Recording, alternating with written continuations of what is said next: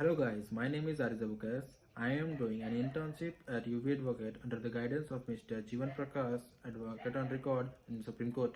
In this video, I'm going to discuss on the matter of custodial death. Custodial death is one of the greatest violations of human rights and fundamental rights provided under Part 3 of the Indian Constitutions.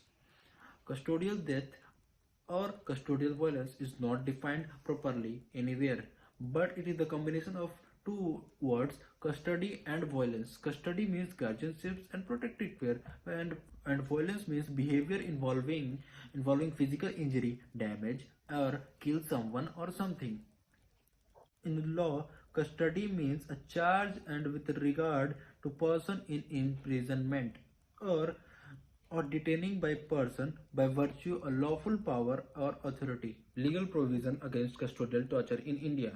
Protection against convictions or enhanced punishments under Ex-Post Facto Law under Article 20, Clause 1 of the Indian Constitution provides that no person shall convicted of any offence except of violence of law enforced at the time of the commission of the act charged as an offence.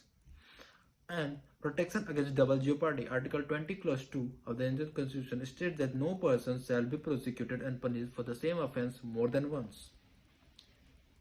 Right not to be witnessed against himself. Article Clause 3 of the Constitution provides that no person accused shall be compelled to witness against himself. Interestingly, Section 179 of IPC, every person is legally bound to state truth on any subject to a police servant.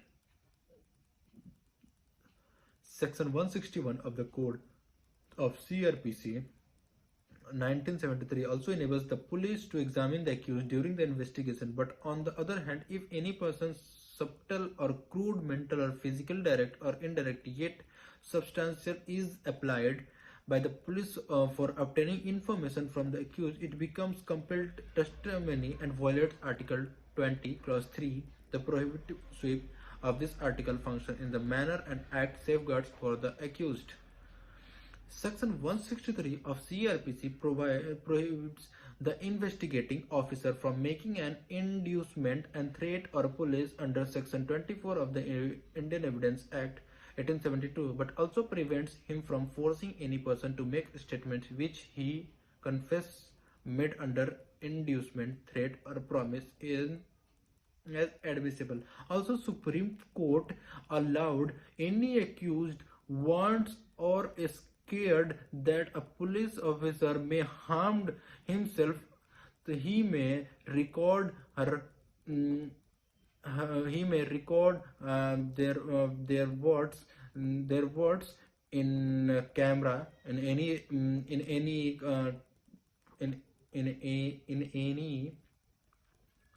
electric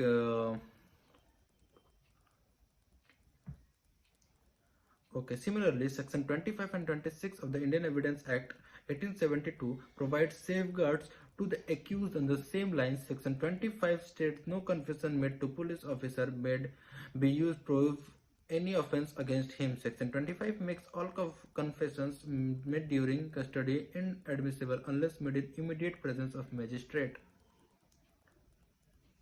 Article 21 of the Constitution of India, right of life and personal liberty, does not expressly say anything against custodial torture, but its ambit is quite extensive. This right states that no person shall be deprived of life, personal liberty, except according to the procedure established by law. The rights includes constitutional guarantee against torture, assault, or injury, and thus act as safeguard against custodial torture and violence.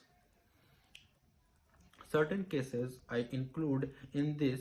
Case 1 where Neelabati Behra alias Lalita vs. S.O. Odisha and ORS AIR 1993 SC 1960.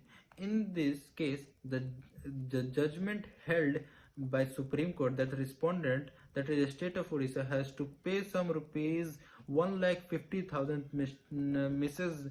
Neelabati Behra and also sum of rupees 10,000 has to pay to Supreme Court Legal Aids Committee. It was contended that evidence adduced during the inquiry does not support the defense of respondents, and there is no reasons to reject the finding of the learned district judge that Saman Behra died in police custody as a result of injuries inflicted upon him. Case 2, Nandini Satyapathy versus P.L. Dani and others, AIR 1978 SC 1025.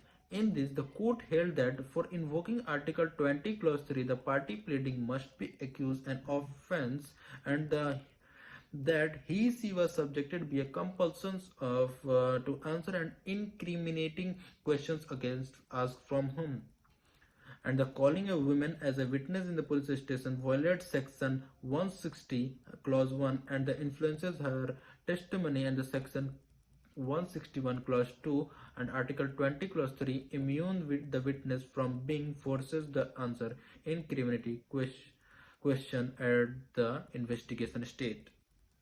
So I end this video to include custodial death definitions and legal provisions and 2 cases. Thanks for watching this video.